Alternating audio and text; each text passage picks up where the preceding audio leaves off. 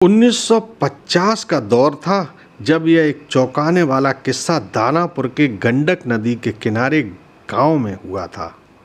यहाँ के आनंद गांव में प्रकाश का परिवार रहता था, जिसकी बेटी को 5 साल की उम्र में सांप ने काट लिया। कई डॉक्टरों को दिखाने और झाड़ फूंक करने के बाद भी उसमें किसी तरह का कोई सुधार नहीं हुआ और उसकी फिर मौत हो गई। उस बच्ची की मौत रात के करीब 1 बजे हुई थी। उसी रात को पास के ही एक गांव की रहने वाली मनीषा महिला को भी एक ट्रक ने टक्कर मार दी, जिसमें मनीषा की भी जान चली गई। परिवार वालों ने मनीषा को पूरी विधि के साथ नदी के किनारे अंतिम संस्कार कर दिया। इधर बच्ची के परिवार वाले भी उसे दफनाने के लिए नदी के किनारे ही लेकर गए, पर नदी पर जाते समय अचानक से उस लड़की के शरीर में हलचल होने लगी। सभी हैरान हो गए कि मृत लड़की का शरीर कैसे हिल रहा है। थोड़ी ही देर में लड़की जिंदा हो गई और उसके परिवार वाले खुशी खुशी उसे अपने साथ घर ले आए। किसी को इस बात की भनक नहीं थी कि उस लड़की के अंदर उसी रात ट्रक से टकराने वाली मनीषा की आत्मा घुस गई है। पर बच्ची जब से मौत से लौटकर आई थी, तब से ही उदास और चुपचाप एक कोने में बैठी रहती। उसे परिवार वालों ने डॉक्टरों को भी दिखाया, पर कोई फायदा नहीं हुआ। कई दिन गुजर गए तो उसकी माँ ने उसे अपने मायके यानी उसके मामा के घर लेकर जाने की बात कही।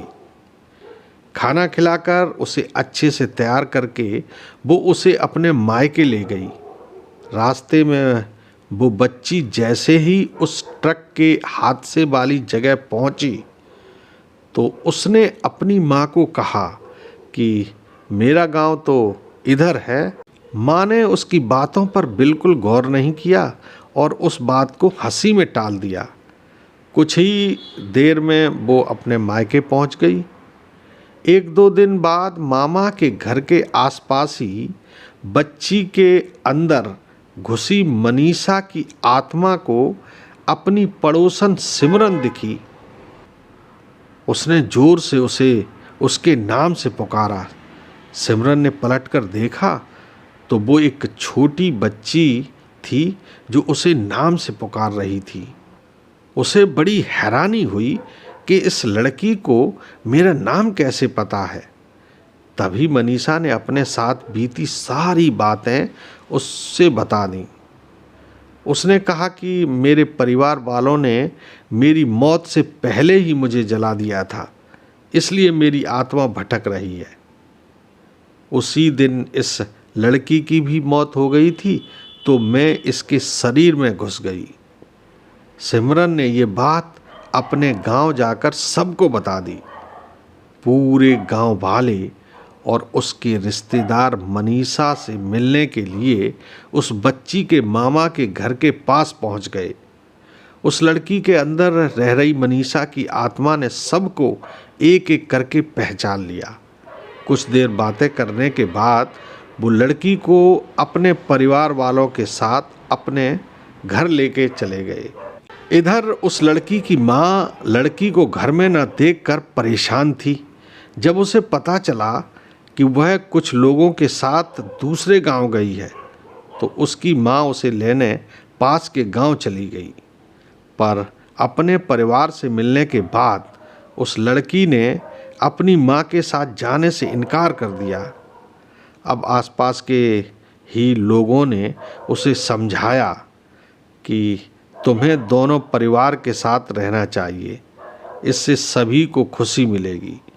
तुम किसी एक परिवार को दुखी नहीं कर सकती हो। इस बात को सुनने के बाद लड़की के शरीर में रह रही मनीषा की आत्मा को यह बात समझ आई तो वह अपनी माँ के साथ वापस आने के लिए राजी हो गई।